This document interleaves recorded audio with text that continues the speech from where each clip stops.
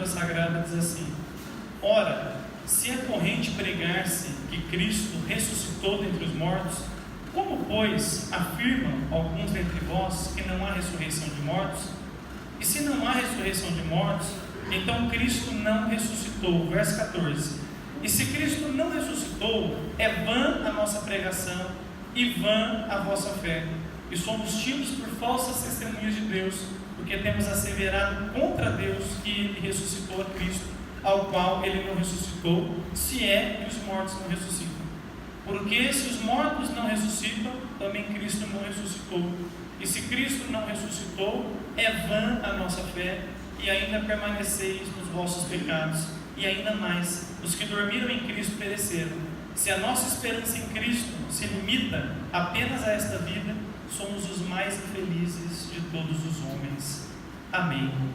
Meus irmãos, nós vamos hoje estar tratando de um assunto muito pouco falado na igreja, mas que é de vital importância para nós conhecermos a razão da esperança que nós temos. E esse assunto é a futura ressurreição dentre os mortos. Essa é uma doutrina basilar da igreja. Ela é a base de toda a nossa esperança. O cristianismo está fundamentado, enraizado na ressurreição de Jesus, mas também na futura ressurreição daqueles que morreram na fé. O capítulo de número 15 da primeira carta aos Coríntios, ele é o texto mais completo a respeito da doutrina. Então Paulo dedica um capítulo inteiro para falar da futura ressurreição, para com isso encorajar os irmãos sobre a responsabilidade de viverem uma vida nova na presença de Deus e não se sentirem desesperados nos momentos das lutas, das aflições, uma vez que a nossa esperança em Cristo não está limitada a essa vida. Então, logo no versículo de número 12, nós vemos aqui que Paulo se depara com um grande problema, um grande dilema naquela igreja em particular, da qual essa epístola é enviada. Ele diz assim: como, pois, afirmam alguns dentre vós que não há ressurreição de mortos? Na igreja de Corinto, a crença na ressurreição já havia praticamente desaparecido. Muitos irmãos não acreditavam que a futura ressurreição dentre os mortos pudesse acontecer. E Paulo então começa corrigindo essa visão equivocada, mostrando que essa é uma esperança que nos foi dada pelo próprio Senhor Jesus, na sua doutrina e também na sua ressurreição. Eu convido a igreja que abra a Bíblia no Evangelho de Jesus, segundo escreveu João, capítulo 6. Nós vamos ler dois versículos do capítulo 6, o versículo 39 e o versículo de número 44. Evangelho de Jesus, segundo escreveu João, capítulo de número 6. Primeiro nós leremos o versículo de número 39 e depois a gente vai ler o versículo de número 44.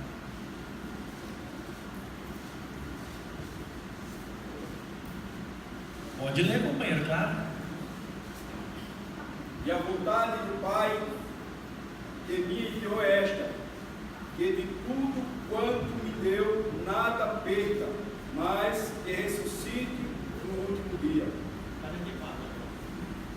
Ninguém pode vir a mim se o Pai que me enviou não trouxer, e eu ressuscitarei no último dia. Louvado seja o nome de Jesus. Nós vemos, irmãos, que a crença na ressurreição dos mortos, ela é extremamente declarada e proferida pelo próprio Salvador Jesus Cristo. Os antigos também acreditavam que os mortos haveriam de ressuscitar. Essa doutrina existia em Israel desde o tempo em que a lei foi otorgada ao povo, mas foi com Jesus que essa crença se tornou tão forte, porque ele promete nesse capítulo 6 por duas vezes que ele haveria de ressuscitar no último dia todos aqueles os quais o Pai o havia lhe dado. Não se tratava aqui de uma ressurreição espiritual, embora ela aconteça. Nós passamos da morte para a vida. Então, espiritualmente, todos vocês que estão aqui, que são salvos do Senhor Jesus, vocês já ressuscitaram dentre os mortos, espiritualmente falando. Vocês passaram da morte para a vida.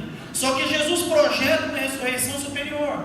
E a base dessa ressurreição superior é o fato de que Ele próprio venceu a morte pelo poder de Deus. E se Cristo morreu, ressuscitou para nunca mais morrer, aqueles que são de Cristo haverão de ressuscitar um dia também para nunca mais morrer, sendo a morte vencida de uma vez por todas. Você pode glorificar a Deus por essa esperança tão maravilhosa? Então essa certeza da ressurreição futura, ela deve ser uma das raízes mais profundas que nós temos na nossa confissão de fé, no nosso relacionamento com Jesus, porque ela projeta a nossa vida para o futuro.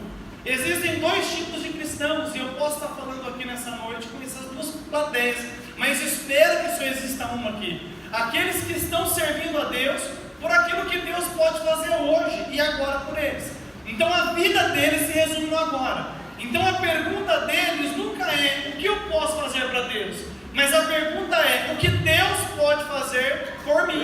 Essa não pode ser a pergunta. Se nós esperamos em Cristo somente nessa vida aqui, nós somos os mais miseráveis dos homens. A esperança da Bíblia é maior, a esperança da Bíblia é melhor, porque dinheiro, casa própria, carro bom, emprego, você não precisa de Deus para ter isso. Seja honesto, trabalhe direito e você conquista por conta própria.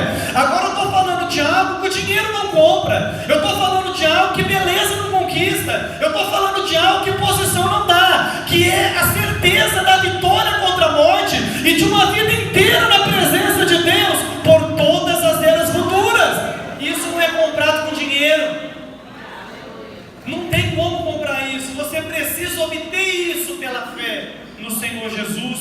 E a ressurreição, ela é essa segurança, essa confiança que nós temos, que por maiores que sejam as provações que enfrentamos, essa porção da vida é só uma vírgula de tudo aquilo que Deus tem preparado para a sua igreja. Essa vida aqui é muito curtinha. Você vai viver talvez 70, 80 anos.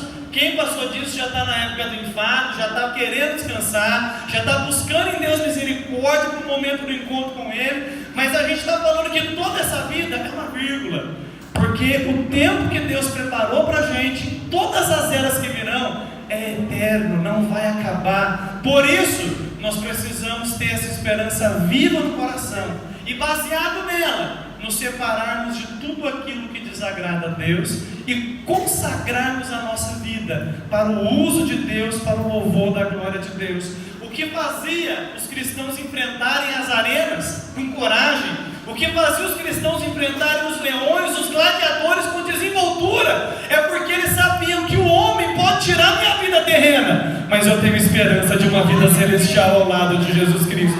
Por conta disso, eles enfrentaram a força do fogo, enfrentaram todas as tribulações e se mantiveram de pé, porque sabiam que Cristo tinha uma vida melhor para eles. Quantos têm essa esperança de uma vida melhor? Adore o nome de Jesus. A nossa vida não está resumida aqui na terra. Por isso eu pergunto para você nessa noite: qual é a sua esperança em Cristo?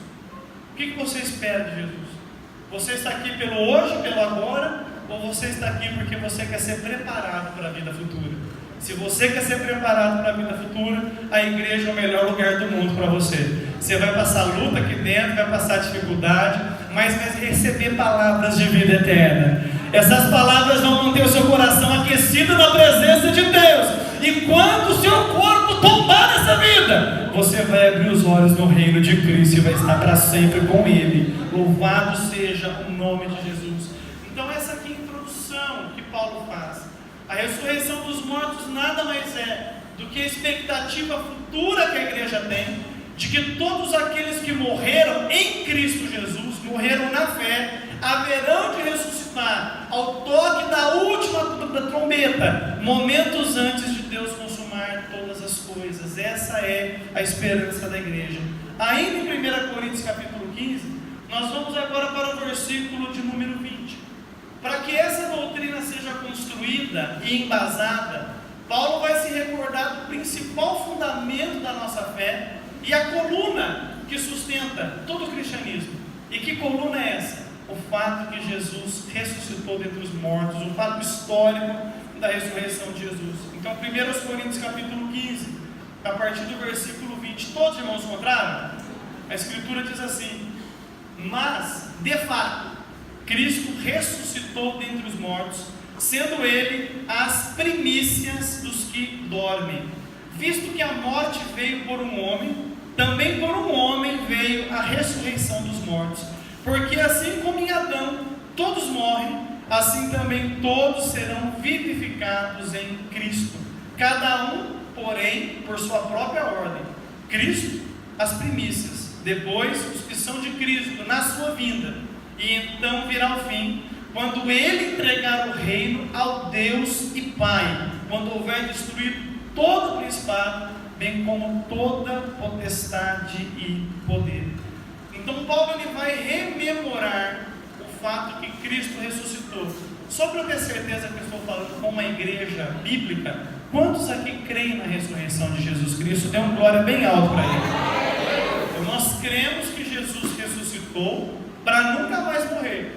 Embora a nossa mensagem seja a mensagem do Cristo crucificado, Ele morreu para nos salvar, a nossa mensagem também é do Jesus ressuscitado, que ressuscitou para a nossa justificação. Paulo vai se recordar da ressurreição, ele vai trazer à mente esse fato histórico, e ele então vai começar a trabalhar. Mas de fato Cristo ressuscitou dentre os mortos, sendo Ele as primícias dos que dormem. Marque na sua Bíblia, por gentileza, a palavra primícias. Essa é uma palavra muito interessante para você entender o que Paulo está dizendo aqui. E eu convido a igreja que abra a sua Bíblia em Levítico, capítulo de número 23, versículo 10 e versículo de número 11. Levítico, capítulo de número 23, versículo 10 e 11.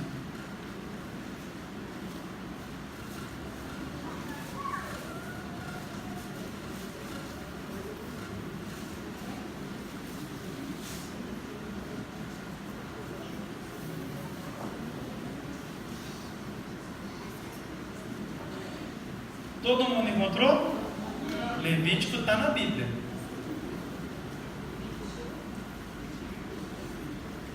Depois de Êxodo, antes de Números, terceiro livro da sua Bíblia, 23, versículo 10 e versículo de número 11. Todo mundo encontrou? Amém. Então alguma irmã do círculo de oração lê para a gente em alto e bom som.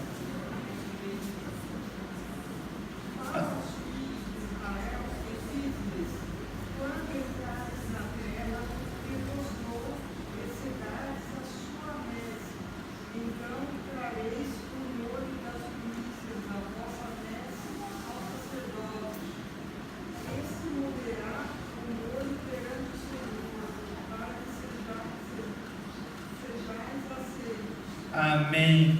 A lei determinava, irmãos, para todo israelita, que a primícia da colheita, ela pertencia ao Senhor. A primícia da colheita era o primeiro fruto que a colheita entregava. Qual que é o significado para Israel de que a primícia fosse apresentada ao Senhor? Primeiro, ao fazer isso, ele estava mostrando a sua gratidão a Deus, porque Deus havia abençoado a lavoura. Deus havia abençoado a colheita. Deus é um Deus que abençoa a colheita do seu povo, aleluia. Então ao trazer a primícia, ele estava dizendo ali que ele reconhecia a bênção de Deus, que o primeiro fruto pertencia a Deus. Em segundo lugar, dava ao israelita a esperança de que se a primeira parte da colheita foi boa, todo o restante seria abençoado também. E por fim, nenhum israelita poderia comer do fruto da terra sem primeiro trazer a primícia ao Senhor. Ele só podia se apropriar da colheita se a primeira parte fosse apresentada a Deus. Paulo pega essa ideia da primícia e ele aplica ela na ressurreição de Jesus Cristo, dizendo: Jesus Cristo é a primícia dos que dormem. O que ele está dizendo com isso? Primeiro, que Deus determinou a ressurreição, e ao determinar a ressurreição, Ele fez com que Cristo fosse o primeiro fruto da ressurreição. Assim como todos morreram em Adão, aqueles que andam colados com o Senhor Jesus Cristo haverão de ressuscitar da mesma forma que a primícia ressuscitou. Se o primeiro fruto é bendito, toda a colheita vai ser bendita. Se Cristo bendito ressuscitou, a sua igreja haverá de ressuscitar também. Aleluia, glória a Deus. E o mais interessante dessa história é que se a primícia não fosse apresentada, Israel não poderia participar das bênçãos da colheita. Isso significa que a ressurreição de Jesus garantiu para nós vida eterna pela fé em seu nome, paz com Deus, a possibilidade da cura das enfermidades e a certeza de que as promessas santas de Deus se cumprirão na nossa vida. Meu irmão, por causa da ressurreição de Jesus, Deus pode cumprir promessa na sua vida. Você pode glorificar o nome dele por isso nessa noite? Se você tem promessa, adora o nome do Senhor Jesus nessa noite, porque ele promete pela ressurreição de Jesus, glória a Deus, cumprir tudo aquilo que ele prometeu. Então Cristo, ele é a primícia, ele é o primeiro fruto, ele é aquele que é a primeira colheita bendita do novo homem e da nova humanidade que vai surgir através da ressurreição. É interessante que a Bíblia fala no versículo 21, e eu recomendo que você anote isso também, o seguinte: visto que a morte veio por um homem, esse homem foi Adão, também por um homem veio a ressurreição dos mortos. Quem é esse homem que trouxe a ressurreição dos mortos? Quem é esse homem, meus irmãos? Então anote na sua Bíblia: Cristo é o autor da futura ressurreição. É por causa dele que nós temos garantia de que nós haveremos de ressuscitar também. E quando isso acontecerá? Quando será o momento que isso vai acontecer? Irmão, Deus é muito ordeiro. Deus gosta de ordem. Fale para quem está do seu lado: o teu Deus gosta de ordem. Fala para ele. Deus não gosta de bagunça, irmão. Deus gosta de tudo organizadinho. Deus é muito pragmático. Ele faz tudo certinho, tudo organizadinho. E a Bíblia fala, a partir do versículo 23, como que se dará o evento da ressurreição. Versículo 23 diz assim: cada um, porém, a sua própria ordem. Cristo, as primícias. Cristo é o primeiro que ressuscitou. É Cristo que começa a nova ordem da humanidade. Ele continua: depois os que são de Cristo. E quando será isso? Na sua vinda. E então virá o fim. Então a ressurreição já começou. Aleluia! E Cristo está puxando a fila dos ressuscitados. Você pode glorificar o nome dele por isso? Mas quando Cristo voltar, todos os que são de Cristo experimentarão o benefício da ressurreição. Os que morreram em Cristo ressuscitarão primeiro, mas aqueles que estiverem vivos na ocasião da vinda de Jesus serão transformados, como num abrir e fechar de olhos, e serão levados ao céu para o encontro com o Senhor lá nos ares. Abra sua Bíblia em 1 aos Tessalonicenses, capítulo 4.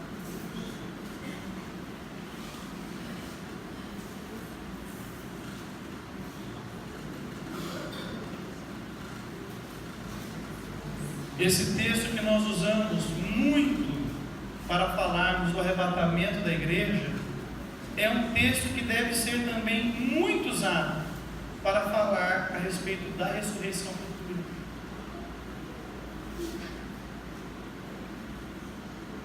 1 Tessalonicenses capítulo 4. Todos os irmãos encontraram?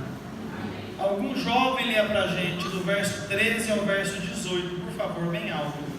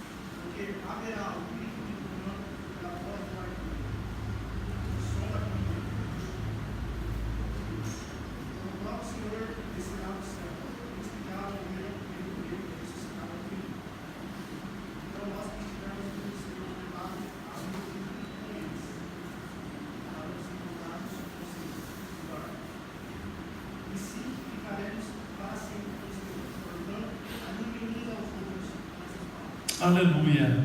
Quantos aqui se sentem consolados e animados com a certeza de que Cristo haverá de ressuscitar os que morreram nele?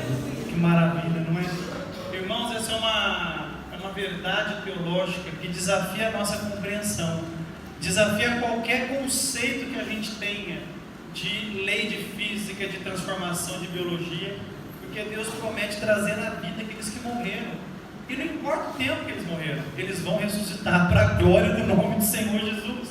Então nós vemos o poder de Deus e a forma como Ele opera, e sempre frisando essa verdade. Cristo, Ele tem a primazia em tudo. Como Ele tem a primazia na ressurreição, Ele deve ter a primazia na nossa vida também. Deus deseja que o Senhor Jesus esteja na frente da sua igreja, na frente das nossas decisões, na frente de tudo. E eu quero perguntar para você: quantos aqui têm passado algum tipo de aflição? Levante a mão e diga: eu tenho passado uma aflição. E eu quero perguntar para você: nesse momento, Cristo está tendo primazia na sua vida? Nesse momento você tem colocado Ele na frente? Nesse momento você tem colocado Ele diante da situação? Quando a minha menina fica assustada por alguma coisa, eu paro. A gente estava chegando à noite em casa, o Marcelo deve ter ouvido barulho lá, né? E tinha, irmãos, baita do escorpião na parede lá da nossa casa. Graças a Deus era aquele vermelho, ele não mexe muito, é mais fácil para matar ele. E quando a minha menina viu ele, tomou um susto e veio correndo e ficou atrás de mim. Me deixou na frente, como se eu, medroso, fosse dar um jeito naquele bicho, né? Eu fui procurar alguma coisa comprida e grande para matar, de medo, porque eu nunca tinha enfrentado escorpião na minha vida, é novidade. Enfrentei ratazana e já contei para vocês que foi fácil, mas escorpião foi a primeira vez. Mas ela me colocou na frente. O que ela estava dizendo com isso? Papai, nessa situação aqui o Senhor é mais forte, se vira. A gente tem que fazer assim com Jesus também. Põe Jesus na frente porque Ele é mais forte. Aleluia! Quantos querem colocar Jesus na frente aqui? Deus está falando com você, me coloca na frente. Eu quero ter primazia na sua vida. Louvado seja o nome do Senhor Jesus Cristo. Então tá. Então Paulo consegue fazer aqueles irmãos entenderem que a ressurreição é uma verdade teológica. Consegue fazer eles entenderem que vai acontecer. Mas agora vem as dúvidas em torno de como que isso vai acontecer. E ele começa a solucionar essas dúvidas no versículo de número 35, do mesmo capítulo 15 de 1 Coríntios. Vamos continuar a leitura. Versículo 35. Mas alguém dirá: como ressuscitam os mortos? E em que corpo vem? Insensato. O que semeias não nasce, se primeiro não morrer. E quando semeias, não semeias o corpo que há de ser, mas o simples grão, como de trigo ou de qualquer outra semente. Mas Deus lhe dá corpo, como lhe aprouve dar, e a cada uma das sementes o seu corpo apropriado. Nem toda a carne é a mesma, porém, uma é a carne dos homens, e outra a dos animais, outra das aves, e outra a dos peixes. Também há corpos celestiais e corpos terrestres. Sem dúvida, uma é a glória dos celestiais e outra a dos terrestres. Uma é a glória do sol, outra a glória da lua, e outra a das estrelas, porque até entre estrela e estrela há diferenças de esplendor.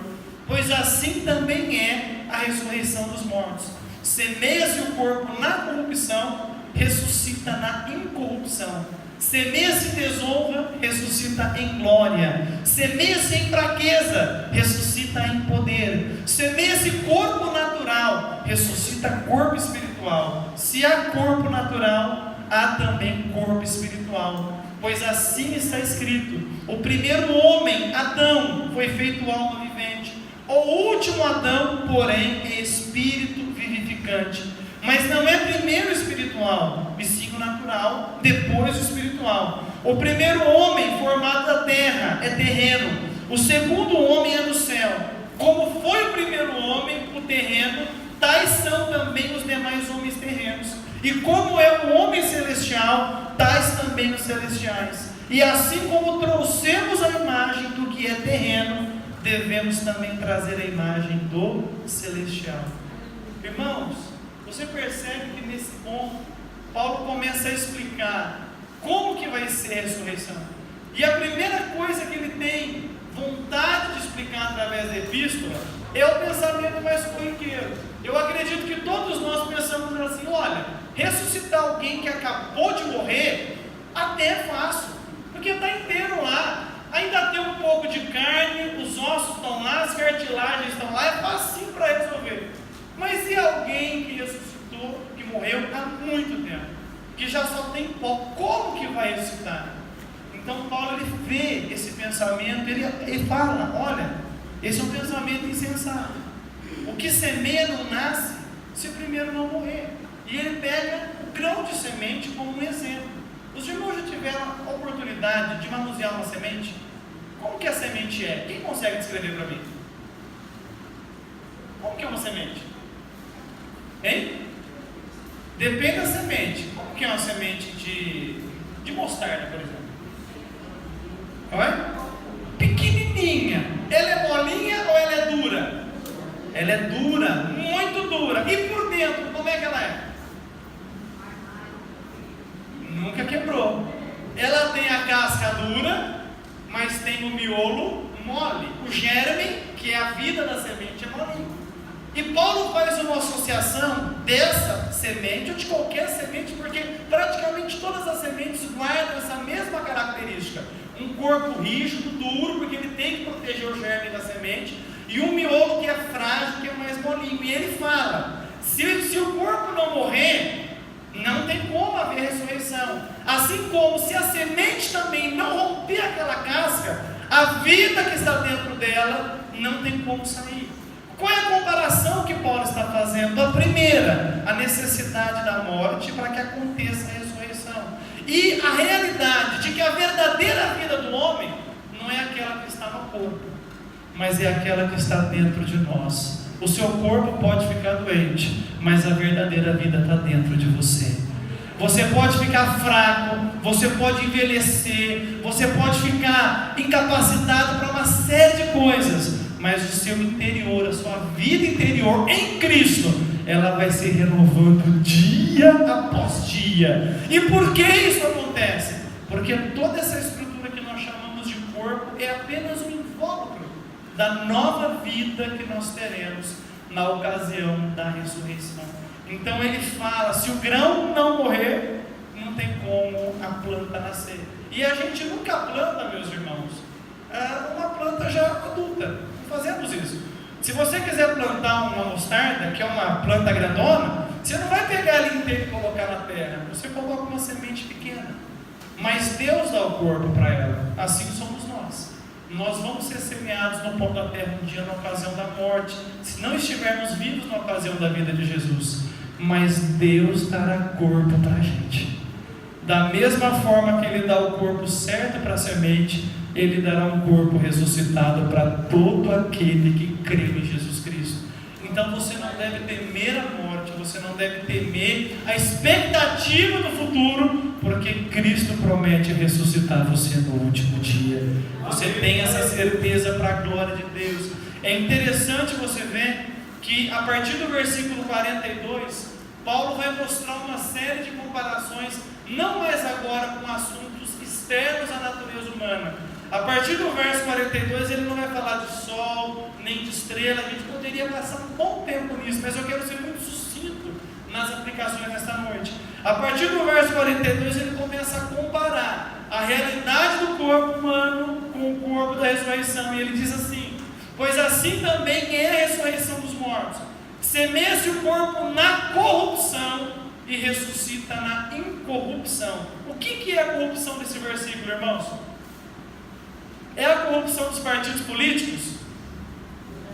É a corrupção da fraude? O que é a corrupção aqui? É a degradação do corpo. Por isso que Jesus falou que Deus prometeu que o corpo dele não veria corrupção. Então não haveria tempo para que o corpo de Jesus se decompusesse. Da mesma forma, nosso corpo pode até se decompor, mas ainda que a gente seja semeado na terra em corrupção, quando a gente ressuscitar, o corpo vai ser um corpo transformado para a glória do nome de Jesus Cristo. Amém. Então você sepultado sem braço, sem cabeça, sem perna. Quando ressuscitar, o corpo vai vir inteiro para a glória do nome de Jesus Cristo. Você vai ressuscitar em corrupção. Você pode ser semeado em desonra, mas você vai ressuscitar em glória. O que é a desonra aqui? É a ignomínia, é o estado da pessoa que morre e perde cidadania. Se você morrer, meu amigo, a sua cidadania é perdida. Você vive como brasileiro, mas quando você morre, você é só um defunto. Você pode morrer e perder a sua cidadania terrena com a morte, mas quando ressuscitar, você vai ressuscitar em glória com uma cidadania celestial. Aleluia! Quantos querem a cidadania celestial? Adorem o nome de Jesus nessa noite. Ele continua, semeia-se em fraqueza, mas ressuscita em poder. Não importa a condição física que você tenha na morte, quando você ressuscitar, esse corpo será um corpo poderoso. Semeia-se corpo natural, ressuscita corpo espiritual. Essa é a grande diferença da velha natureza que nós temos hoje e da natureza nova que teremos na ressurreição. Esse corpo é um corpo natural, terreno. Esse corpo é passível de envelhecer, de ficar doente, de ser subtraído o membro dele. Esse corpo é um corpo fraco, e o que é pior, ele é suscetível à ação do pecado. O corpo da ressurreição é chamado na Bíblia de corpo espiritual. Isso não significa que você vai ser um espírito, viu? Que você vai ser uma alma penada que vai sair soprando as pessoas, nada disso. É que é um corpo que ele tem características espirituais. Primeiro, a característica de ser um corpo glorificado. Esse corpo vai ter glória nele, aleluia. Esse corpo não vai estar mais sujeito à doença, não vai envelhecer mais. Você pode glorificar o nome de Jesus? Esse corpo não vai mais sofrer com calorias, você nem vai ficar gordo nem magro. Você pode glorificar o nome de Jesus por isso? Mas o mais precioso, esse corpo é um corpo preparado para você habitar para sempre na presença de Jesus Cristo. E com esse corpo você vai poder ver Deus como Ele é e ver o teu Salvador face a face.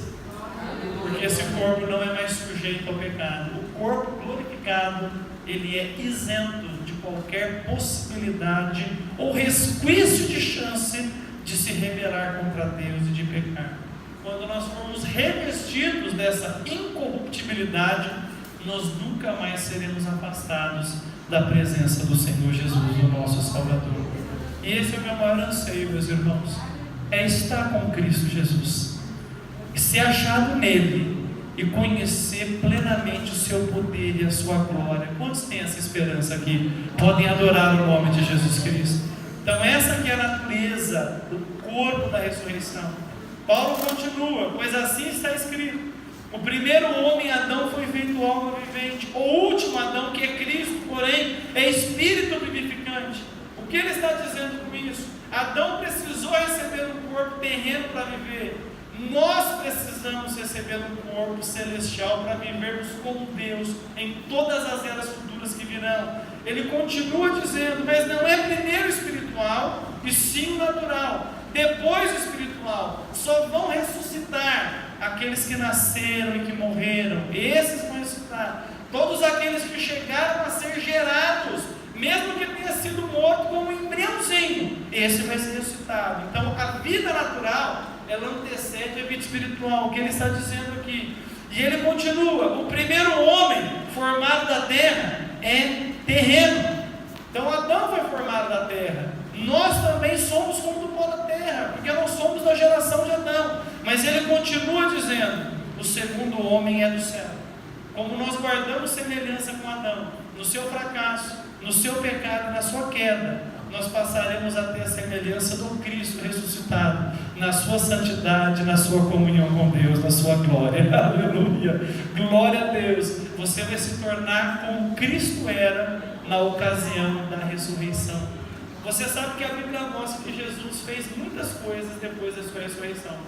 Por exemplo, Jesus não era mais sujeito, pastor Natalino, às leis da física.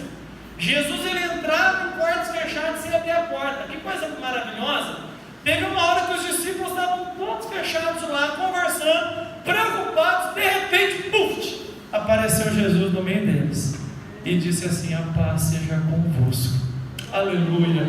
Irmão, Jesus sempre aparece em reunião de porta fechada. Você pode glorificar o nome de Jesus por isso? Por isso a gente tem que saber que tipo de reunião que a gente faz escondido. A gente tem que saber se as nossas reuniões secretas Jesus pode participar delas ou não. Não é mesmo? Será que Jesus pode participar do seu secreto? O seu secreto agrada a Deus? As suas palavras no secreto glorificam o nome do Senhor Jesus Cristo? Ele pode aparecer no secreto da sua vida? Ele deve aparecer, porque Satanás habita no castelo dos nossos segredos. Por isso a nossa vida deve ser transparente diante de Deus e diante dos homens. Louvado seja Deus.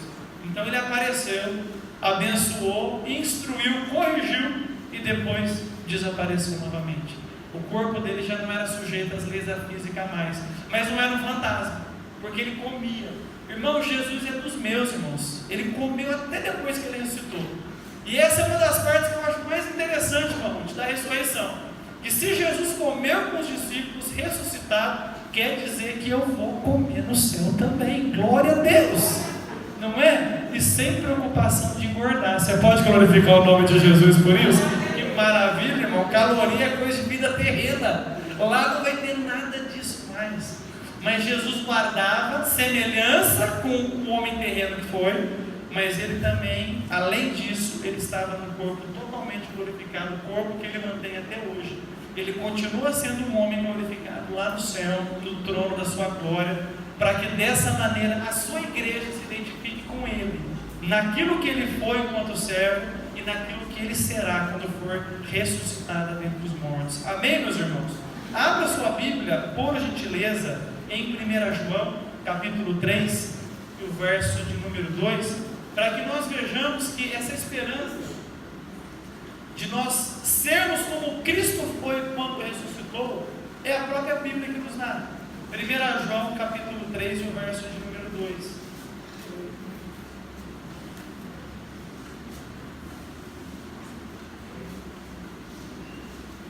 Todos os irmãos encontraram? Algum adolescente cheio do Espírito Santo lê para a gente.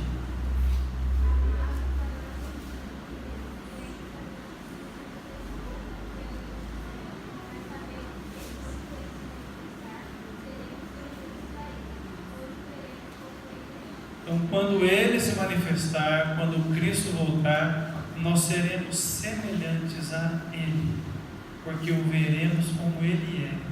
Então, na ocasião da vinda de Jesus, aquele Jesus que está vindo no céu, Ele vai nos recriar na experiência ou da glorificação ou da ressurreição, para que sejamos semelhantes a Ele. Então essa é a nossa esperança, meus irmãos. E cada um de nós trará semelhança do corpo que teve terreno.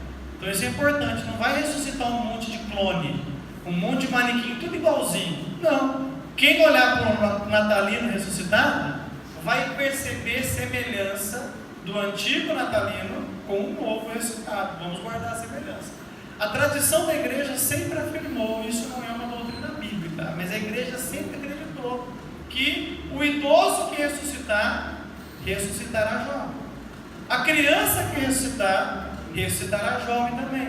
Então espera-se que aqueles que forem ressuscitados guardem um aspecto jovial, saudável e de força e de glória, para que possam servir a Deus e a Cordeiro pelos séculos dos séculos.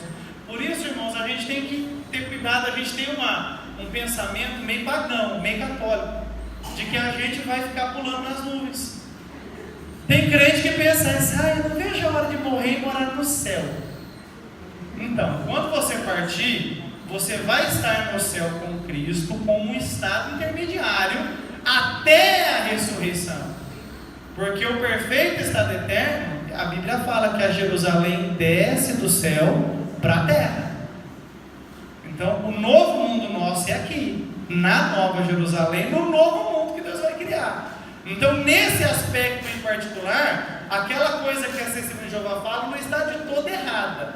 É a maneira como eles apresentam essa esperança que é confusa. Mas, de fato, a gente não vai ficar pulando nas nuvens, não vai ficar tocando arpinha, não vai ficar lá pulando com asinha, não vai virar anjinho, não vai ter argolinha na cabeça, nada disso. E outra coisa, a gente vai servir a Deus. Viu? Céu não é lugar de desocupado, não. Não pense que tu vai ficar sentado numa rede lá. Eu descansei das minhas obras, né? Glória, glória. Não, nada disso. Lá tu vai servir, tu vai continuar fazendo lá o que você fazia aqui. Amém? Por isso você tem que ver se aquilo que você faz aqui cabe lá. Não é? Por exemplo, se você é um fofoqueiro aqui, não pense que tu vai entrar com a tua fofoca lá. Tu vai ficar com a tua fofoca aqui. Vai fofocar para quem ficar, vai fofocar com quem descer. Lá não é lugar disso, lá é lugar de santidade. Então aqueles que serviram aqui vão continuar servindo lá. E aqueles que brincaram aqui vão continuar brincando aqui.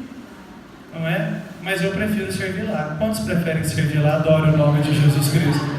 E para servir lá, não pode brincar aqui. Fala isso para quem está do seu lado. Para chegar lá, não pode ficar brincando aqui. E Jesus não é brinquedo. Ele é o Senhor, Ele é o Salvador. Aleluia! Então você vai guardar a semelhança. Pastor, eu sou uma pessoa muito feia. Né? Misericórdia, o senhor não podia falar com você diferente? Não. Deus não faz nada feio. Talvez por parâmetros humanos e por construções culturais você tenha uma percepção errada de si mesmo. Mas Deus não fez ninguém feio. Ninguém. Todo mundo é lindo, irmãos. Todo mundo é feitura de Deus. Lindo é seu modo. Lindo sob uma determinada escala de percepção. Mas você vai guardar essa semelhança. Amém, meus irmãos? Porque Deus te deu uma identidade na terra. Você é alguém que foi feito de um modo extraordinário por Deus. Glorifica a Deus por isso todos os dias. Do jeito que Deus te fez, é o jeito que Deus te quer. E é dessa maneira que o nome dele vai ser glorificado na tua vida. Você não tem que imitar ninguém. Seja você, e assim ele vai te usar. O texto continua, e nós já estamos terminando já. A partir do verso 50 agora.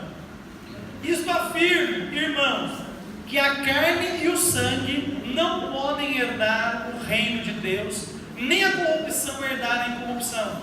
Eis que vos digo um mistério: nem todos dormiremos, mas transformados seremos todos, num momento, num abrir e fechar de olhos, ao ressoar da última trombeta. A trombeta soará, os mortos ressuscitarão incorruptíveis, e nós seremos transformados. Porque é necessário que este corpo corruptível se revista da incorruptibilidade, e que o corpo mortal se revista da imortalidade. E quando esse corpo corruptível se revestir de incorruptibilidade, e o que é mortal se revestir de imortalidade, então se cumprirá a palavra que está escrita: tragada foi a morte pela vitória. Onde está a morte, a tua vitória? Onde está a morte, o teu aguilhão? O aguilhão da morte é o pecado, e a força do pecado é a lei. Mas graças a Deus que nos dá a vitória por intermédio de nosso Senhor Jesus Cristo. Portanto, meus amados irmãos, sede firmes, inabaláveis e sempre abundantes na obra do Senhor, sabendo que no Senhor o vosso trabalho não é vão. Aleluia. Poucas aplicações aqui. A primeira do versículo 50 está escrito assim: isto afirma, irmãos, que a carne e o sangue não podem herdar o reino de Deus, nem a corrupção herdar a incorrupção. O que isso significa? Facilmente, o corpo que você tem hoje, esse corpo não é adequado para as eras futuras. Esse corpo, do jeito que ele está aí, ele não pode entrar no céu. Ele necessita de uma transformação, que é a glorificação do corpo, que ocorrerá ou na ressurreição ou na transformação, se estivermos vivos quando Cristo voltar. Ele continua. Agora você vê a partir do verso 51 o mesmo texto e o mesmo princípio que nós já lemos em 1 Tessalonicenses 4. Eis que eu vos digo um mistério. O que é mistério na Bíblia? É algo que ainda não havia sido revelado por escrito para a edificação da igreja. Então Paulo está trazendo algo novo que ele não havia falado ainda. Nem todos dormiremos, mas transformados seremos todos. Pode ser que eu esteja falando com pessoas que não vão morrer. Aleluia. Como eu queria estar vivo na ocasião da volta de Jesus. Como eu eu queria vê-lo nas nuvens do céu chamando meu nome. Então Paulo fala, eu estou falando um mistério para vocês, nem todos dormiremos, mas transformados seremos todos. Pode ser que você esteja vivo na ocasião da vinda de Jesus, aleluia. Se isso acontecer, você vai ser transformado. Glorifique o nome de Jesus Cristo. Mas se você tiver morrido, não tem problema, porque transformados seremos todos. Só que Deus, Ele é chique, Ele é lindo, porque Ele vai dar a honra para os que morreram na fé. Esses ressuscitam primeiro. Esses vão ressuscitar primeiro. Mas não vai ser uma coisa assim, primeiro eles vão chegar lá no céu, e eles vão escolher o quarto. Deixa eu ver onde é que eu vou ficar. Deixa eu procurar um quarto longe da Ruth, que eu não gosto muito dela, né? Deixa eu falar, não vai ser nada disso. A Bíblia fala que vai ser um abrir e fechar de olhos, vai ser muito rápido. Dá uma piscada aí, bem rapidinho. Esse é o tempo. Nessa piscada, os mortos ressuscitam primeiro, e os vivos são transformados para o encontro com o Senhor nos ar. Irmãos, em algumas coisas Deus é paulatino, em outras Ele é rápido. Eu não sei como é que está a sua situação nessa noite. Pode ser que o que Ele vai fazer na sua vida demore, no seu ponto de vista, na sua perspectiva, mas glorifique a Deus. Mas também pode ser rápido. Quem sabe não é a noite do rápido na tua vida? Um abrir e fechar de olhos, aleluia! Um extraordinário acontecer. É o que vai se dar na ocasião da vinda de Jesus. Um abrir e fechar de olhos. Os vivos são transformados, mas os mortos em Cristo ressuscitam primeiro. E o que vai acontecer? Todos vão se encontrar com o Senhor nos ares. Ele continua dizendo, isso vai ser um momento, vai ser um abrir e fechar de olhos ao ressoar da última trombeta. A trombeta soará, os mortos ressuscitarão incorruptíveis e nós seremos transformados. Qual é o pensamento de Paulo? Com tudo isso que vai acontecer, de que maneira a igreja que espera a ressurreição dos mortos deve se portar? De que maneira nós devemos estar? Então eu vou pular para o versículo 58. Portanto, meus amados irmãos, sede firmes. Deus está pedindo para você ser firme nessa noite. Firmeza.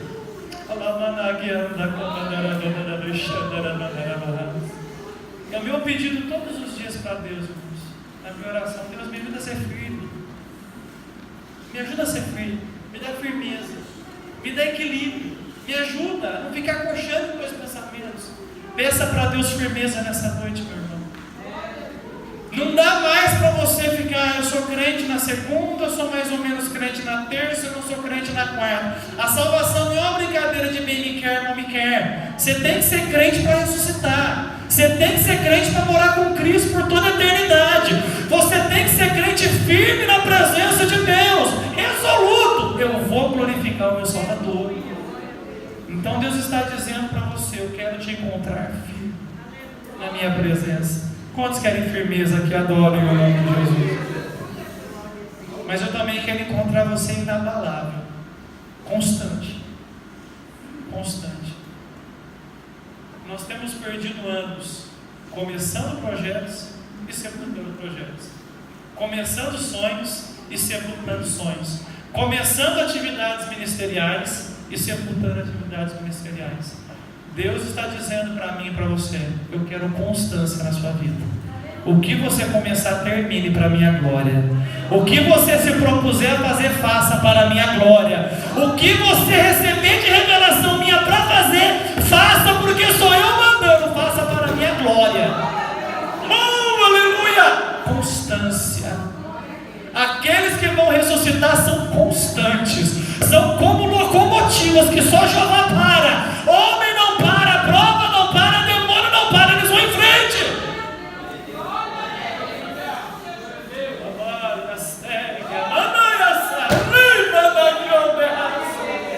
Para de ficar entregando as coisas. Mas qualquer coisinha para se ajudar mais. Para com isso. Para. Deus está falando com você, eu quero constância na tua vida. Eu te fiz corajoso, você é filho de leão, você é valente na minha presença, eu sou contigo.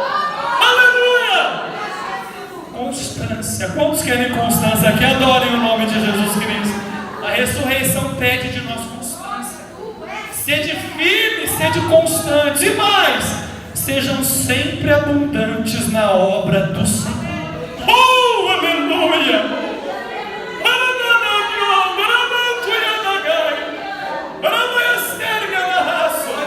Eu vos nomeei para que vades e deis frutos, e o vosso fruto permaneça. Crente tem que dar fruto. Crente tem que ser árvore frondosa, cheia de fruto.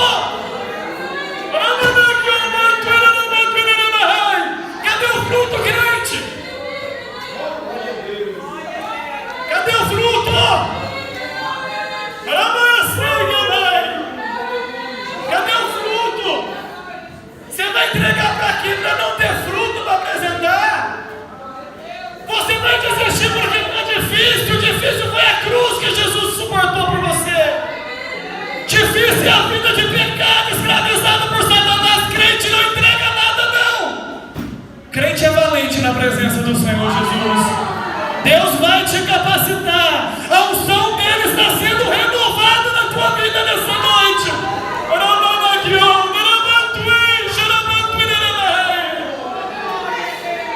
Abundantes na presença do Senhor. Sempre abundantes. Deus quer mais. Deus quer mais. Não caia no erro de pensar que você está fazendo muito. O dia que você achar que está fazendo muito para Deus, tu naufragou na fé. Porque tudo que eu faço é pouco diante do preço que Ele pagou para me salvar. Diante do sangue que foi derramado, a gente não faz nada. A Bíblia fala que quando a gente fizer tudo que foi mandado, a gente ainda é servo inútil. Deus quer mais da gente. Deus quer mais da gente. Deus quer que a gente congregue mais. Deus quer que a gente ore mais. Deus quer que a gente evangelize mais. Deus quer que a gente frequente mais a escola dominical. Deus quer mais de você. Amém. Glória a Deus. Aleluia. Mas será que nós temos um coração que contempla a ressurreição e que está disposto a dar mais para Deus nessa vida, porque vai participar de muito mais na vida futura? Enquanto eu estava meditando nessa palavra, e a última coisa que eu vou falar nessa noite, Deus me fez uma pergunta. Me veio um pensamento no coração, e eu entendi que foi uma pergunta de Deus. E Ele me disse assim: se eu prometo para você um novo corpo, por que você não vive para mim uma nova vida? Deus prometeu um novo corpo para você, e Ele só te pede uma coisa: uma nova vida na presença dEle. Então viva o novo de Deus nessa noite. Aceite desafios que você nunca aceitou. Mergulhe em trabalhos que você nunca mergulhou. Volte para os lugares que você deixou por fraqueza, porque Deus está requerendo mais de você. Mais de você. Pastor, mas eu não tenho força. Ele é a tua força. Pastor, mas eu não tenho capacidade. Ele é a tua capacitação. Pastor, mas eu não tenho entendimento. Ele é a tua sabedoria. Mas pastor, eu tenho inimigos. Ele é o teu escudo nessa noite. Vai.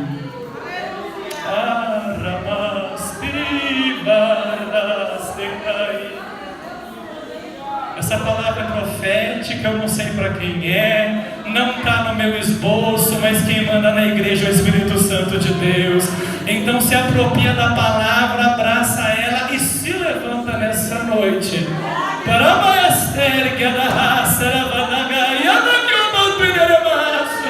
Porque diante da realidade da ressurreição, tudo que eu faço é pouco. Então eu vou me gastar e me deixar gastar em prol do reino de Deus, porque a vinda do Senhor está próxima. Fique de pé em nome de Jesus.